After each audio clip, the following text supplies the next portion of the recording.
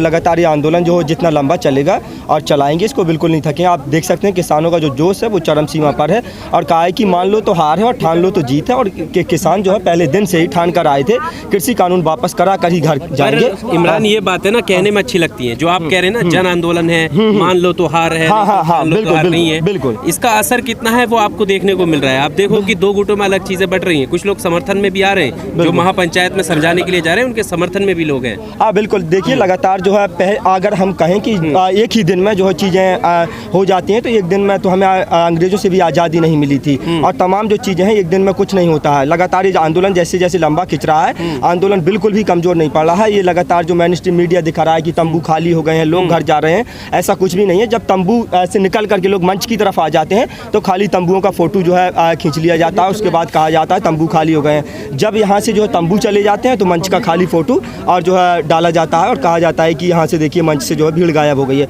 भीड़ लगातार जितने लोग जा रहे हैं उतने लोग वापस आ रहे हैं। आप लोग ऐसा क्यों कहते हैं जब भी आप यहाँ आंदोलन मांगे कि अंग्रेजों से लड़ाई? ये तो आपके देश के लोग हैं, आपकी चुनी हुई सरकार है ना। बिल्कुल बिल्कुल, हमारी चुनी हुई सरकार है, यही तो है हमारी चुनी हुई सरकार। हमने जिनको चुना है और वही सरकार हमारी बात नहीं मान रही है। जनता लोगों के दिमाग में ये चीज क्यों डाल रहे हो कि दूसरी आज़ादी की लड़ाई है? बिल्कुल दूसरी आज़ादी की लड़ाई है, ये किसानों की आज़ादी की लड़ाई है। किसान जो है 70% और ये कृषि प्रधान देश है, 70% आबादी यहाँ पर कृषि पर निर्भर है। 90 करोड़ जो है किसान है इस देश में और किसानों की जो लड़ाई है, जिस तरह से ये कह रहे हैं कि कृषि कानून किसानों के फायदे के लिए है और कृषि कानून जब किसानों के फायदे के लिए है तो किसान लगातार यही कह रहे हैं कि हमें ऐसा फ़ायदा जो है नहीं चाहिए और कृषि कानून हमें नहीं चाहिए। और सरकार ज़बरदस्ती अगर देना चाहती है तो इससे सरकार की नीयत और मंशा स्पष्ट हो जाती है कि सरकार कहीं ना कहीं किसानों के बहाने और अपने पूंजीपति मित्रों का फ़ायदा चाहती है। क्योंकि जब किसान नहीं लेना चाहते तो आप क्यों ज़बरदस्ती जो है देना चाहते हैं कि कृषि कानून किसानों के फ़ायदे के लिए? किसानों को नहीं चाहिए। MSP पर आप कानून बनाइए और सरकार जिस तरह से सदन में मोदी जी कहते हैं MSP था, MSP है, MSP रहेगा, हाँ बिल्कुल, हाँ सही कहते हैं, मैं वही बता रहा हूँ। तीनों कालों की जो है बात मोदी जी बता देते हैं, भूतकाल, भविष्यकाल, वर्तमान काल। जब आप बता रहे हैं, आप इतने कॉन्फिडेंस भरोसे के साथ कह रहे हैं तो लिख कर देने में बुराई क्या है? जब आप 2011 में मुख्यमंत्री गुजरात हुआ करते थे और UPA की सरकार थी, मनमोहन सिंह प्रधानमंत्री हुआ करते थे, तो आप चिट्ठियां लिखा करते थे मनमोहन सिंह को कि आप जो है कानूनी जामा पहनाइए MSP पर, तभी जो है किसानों की हालत में सुधार आएगा।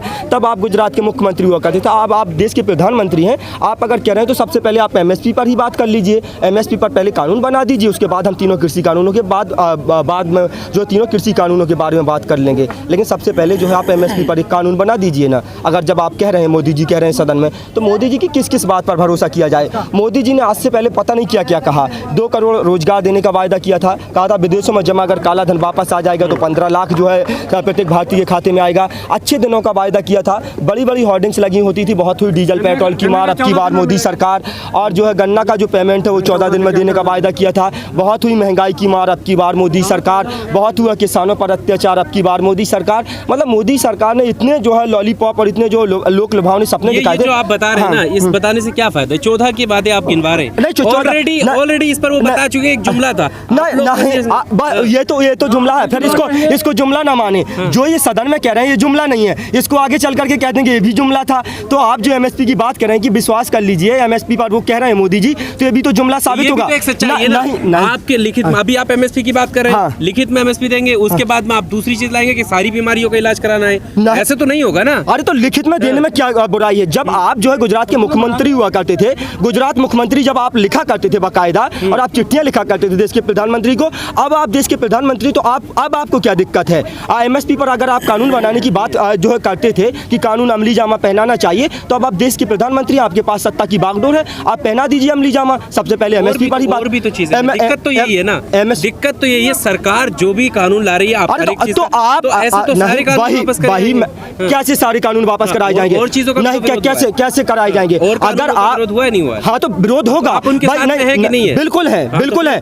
जो गलत होगा आप बताइए, कॉन्स्टिट्यूशन के साथ अगर छेड़छाड़ की जाएगी। इससे पहले CNP और NRC का जो कानून लेकर के सरकार आई थी, पूरा सीधे जो है प्रस्तावना जो है 14 या 15 को अगर आप पलटेंगे तो उसमें कि आप किसी भी भारत के नागरिक के साथ जाति के, धर्म के और भाषा के और जो है वेशभूषा के आधार पर आप भेदभाव नहीं कर सकते। वो भी सीधे कॉन्स्टिट्यूशन के साथ छेड़छाड़ था, संविधान के साथ छेड़छाड़ था। अगर गलत होगा तो उसका विरोध करना हमारा फंडामेंटल राइट्स है, हमारा मौलिक अधिकार है। हम क्यों नहीं विरोध करेंगे? विरोध करेंगे, बिल्कुल करेंगे।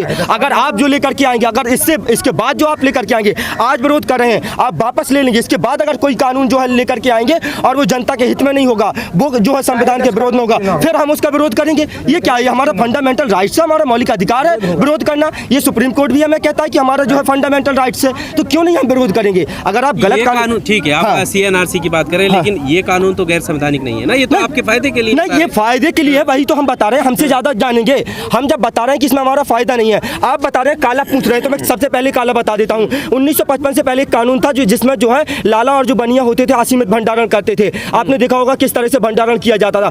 उसके बाद 1955 के बाद जो है पंडित जवाहरलाल नेहरू ने इस एक्ट को जो है पूरी तरह से खत्म किया और उसमें एक सीमित थी, लिमिट था कि आप इतना जो है कर सकते हैं। और उसके बाद जो है इन्होंने आवश्यक वस्तु भंडारण जो अधिनियम था, असीमित भंडारण का रास्ता जो है पूरी तरह से खोल दिया। युद्ध और आपदा को छोड़कर आप कितनी भी मर्जी जो है भंडारण करिए। सबसे पहला काला तो यही है कि आप युद्ध और आपदा को छोड़कर कितना भी भंडारण करिए। किसान कभी भंडारण नहीं कर सकता है, क्योंकि किसान की तो छट टपकती है। किसान के पास इतने संसाधन नहीं होते कि किसान जो है किसी भी चीज़ का भंडारण कर पाए। और उसके बाद आपने कहा कि असीमित भंडारण करिए। उसके बाद कॉन्ट्रैक्ट फार्मिंग आप लेकर के आते हैं। कॉन्ट्रैक्ट फार्मिंग में आपने कहा है कि जिस तरह से आपने गुणवत्ता वाली बात रखी, तो किसान के पास कोई फैक्ट्री है कि 100 ग्राम का नींबू निकाल देगा, 200 ग्राम का आलू निकाल देगा, चमकदार गेहूं निकाल देगा? अरे किसान खुद प्रकृति पर निर्भर करता है। अपने आपसे क्यों ला रहे हो बातें कि 200 ग्राम का ही निकाल? नहीं तो ऐसा लिखा है नहीं, बिल्कुल गुणवत्ता है उसमें गुणवत्ता है। अगर आप जो है उसको कानून को पढ़ेंगे, उसमें गुणवत्ता है। और ये कह देंगे हमने तो चमकदार गेहूं कहा था, नहीं बिल्कुल। और उसके बाद ये जिस तरह से कह रहे हैं और ये कह रहे हैं कि मंडी सिस्टम जो है खत्म नहीं होगा। FPTC जो एक्ट है, farmer produce trade and commerce, उसमें साफ लिखा है जब प्राइवेट सेक्टर हावी हो जाएगा उसके बाद अपने आप धीरे धीरे जो है सरकारी सेक्टर समाप्त हो जाएगा। आपने देखा होगा BSNL यही तो कहा था। BSNL कहाँ समाप्त होने की बात कही थी? ये लगातार जो है कह रहे हैं वैकल्पिक है, वैकल्पिक है। यही तो उस टाइम पे कहा था कि वैकल्पिक है। तमाम एक टेलीकॉम कंपनी आती है, तमाम टेलीकॉम कंपनी को के ग्राहकों को अपनी तरफ आकर्षित करती है। उसके बाद जो है तमाम टेलीकॉम कंपनियां ठप हो जाती हैं और उसके बाद आज पूरे देश में वही टेलीकॉम कंपनी चल रही है। यही जो है जब प्राइवेट सेक्टर हावी हो जाएगा, सारे जो व्यापारी हैं ब्याह हैं उनको खरीदने का मौका नहीं मिलेगा। उसके बाद 2-4 साल लालच देंगे, लोभ लालच में सारे किसानों को फंसाएंगे, उसके बाद अपनी मन मर्जी का खरीदेंगे। यही होगा। और ये सारी दलीलें जो है सुनी है, उसके बावजूद भी उनका जो स्टैंड है वो क्लियर है। अब आप गाँव में पंचायत जाने लगे, उससे क्या असर होने वाला? अरे बिल्कुल असर होगा। जिस तरह से कहा है कि धीरे धीरे रे मना धीरे सब कुछ होए, माली सींचे 100 गड़ा ऋतु आए फल होए।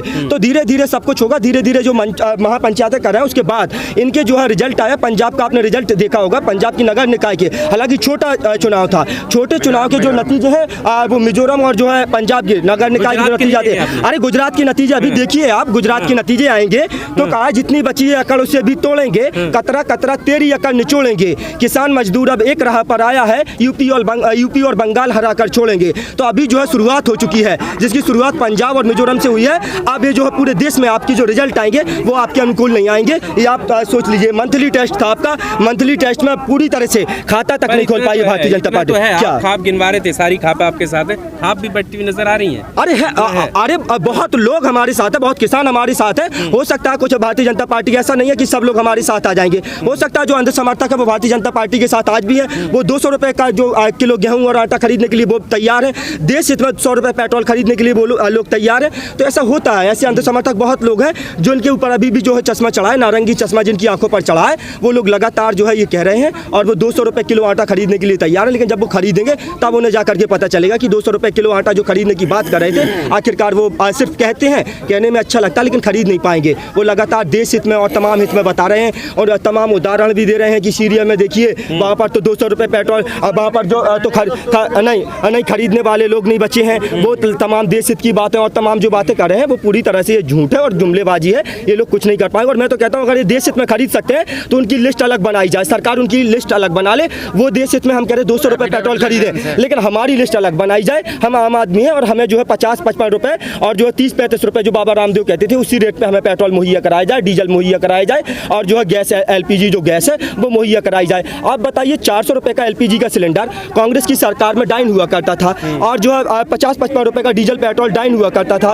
एक गाना बहुत चलता था कि सखी सैया तो खूब ही कमाते हैं, महंगाई डाइन जान खाए जाते हैं। ये तमाम तरह के स्लोगन चलते थे, बड़े बड़े होर्डिंग्स पोस्टर इनकी तरफ से ही लगाए जाते कहते थे बहुत हुई डीजल पेट्रोल की मार, अब की बार मोदी सरकार। अब ये कह रहे हैं कि देश हित में जो खर्च किया जा रहा है उसका पैसा। एक्साइज ड्यूटी आप देखिए, केंद्र सरकार की जो टैक्स है वो 32 रुपये 33 पैसे, उसके बाद राज्य सरकार का आप टैक्स देखिए 22 रुपये, उसके बाद डीलर का जो टैक्स है। अब बताइए जो मूल कीमत है वो कितनी है? हमसे सस्ता तो पाकिस्तान दे रहा है 51 रुपये लीटर पेट्रोल, और कह रहे हैं वो भूखों मार रहा है और ये मार रहा है, वो मार रहा है, और वो गधे बेच के कर्ज चुका रहा है, फिर भी वो दे रहा है हमसे सस्ता। बांग्लादेश हमसे सस्ता, नेपाल हमसे खरीद के हमसे सस्ता दे रहा है। जो हमारे जो सीमावर्ती इलाके हैं वो जा करके नेपाल से पेट्रोल भरा रहे हैं। तो बताइए जो देश हमसे खरीद कर ही हमसे सस्ता दे रहे हैं, लेकिन हमारा एक ऐसा देश है वो देश हित में इतना पैसा खर्च कर रहा है कि हम पैसा खर्च कर रहे हैं तो ये विकास में खर्च कर रहे हैं। तो कांग्रेस पार्टी क्या विनाश में खर्च कर रही थी? यूपी की सरकार जो अगर डीजल पेट्रोल के दाम बढ़ाती थी तो वो क्या विनाश में खर्च करती थी? तो पूरी तरह से जिस तरह से ये लोग लगातार प्रमाण पत्र बांट रहे हैं,